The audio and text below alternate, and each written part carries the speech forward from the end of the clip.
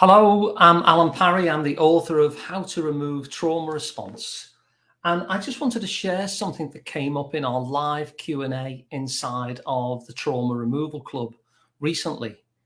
And this was the issue of, let me share my screen with you. This was the issue of how to create mismatches. And we looked at a whole host of things during the hour that we were together. But the thing I'd like to share with you is this question around how you can find mismatch information through scaling questions. So as I repeatedly say to people and try and get across that what we're trying to do with trauma removal, we're trying to trigger the innate biological mechanism that our brains have, which is called memory reconsolidation. And then when we trigger that, it overwrites the trauma response. Now, there's a very simple roadmap that you'll have probably heard me say many times before. Oops. You activate the old trauma response, the trauma prediction, the old emotional learning, and you provide a mismatch experience that disconfirms that. And then essentially, you repeat these. Now, in order to generate a mismatch experience, well, there's lots and lots of ways that you can do it.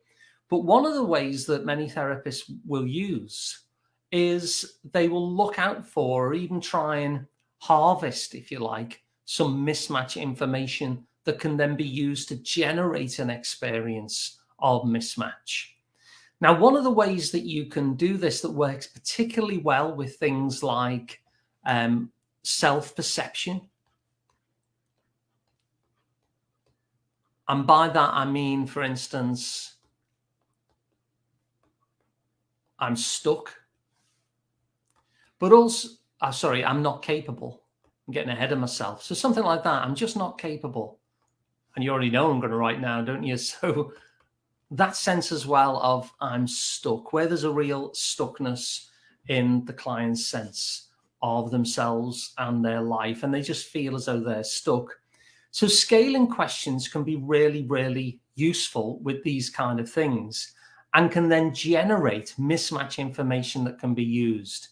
So let me just explain what a scaling question is. So let's say someone says, I'm not capable. The first step that you can use is to help them connect to a version of themselves, say once the therapy is successful,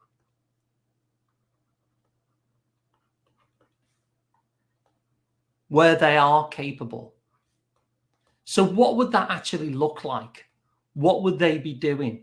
What's the first thing they'd notice in the morning if they were a capable person? How would they be holding themselves? What would other people notice about them? You know, loved ones, pets, people that they walk in the street would look and say, oh, that's a capable person.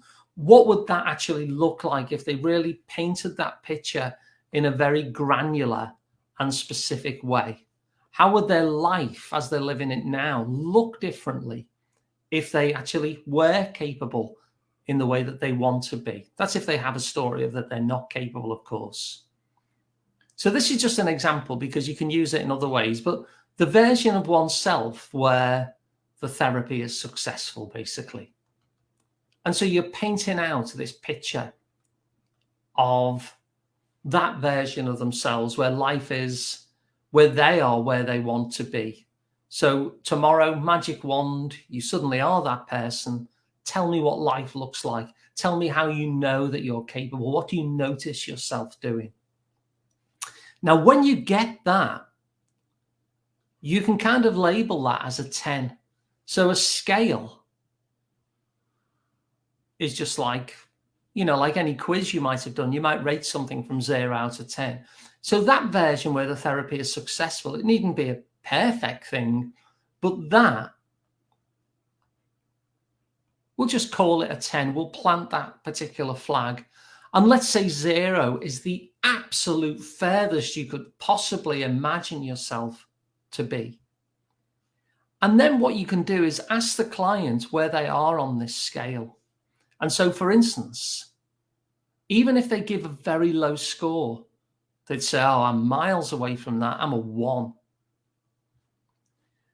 Where we can start digging, and of course they might say 2, 3, 4, 5 or whatever, but where we can start digging is in this part.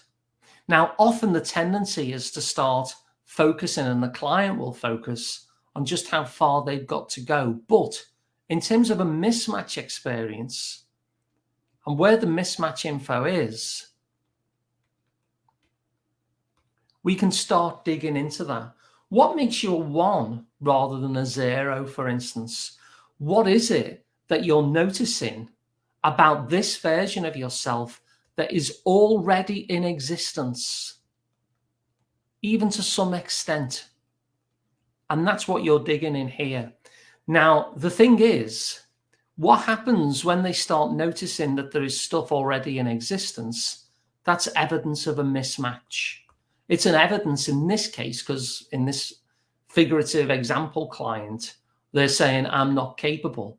And so they're finding examples of their capability, even to a small extent.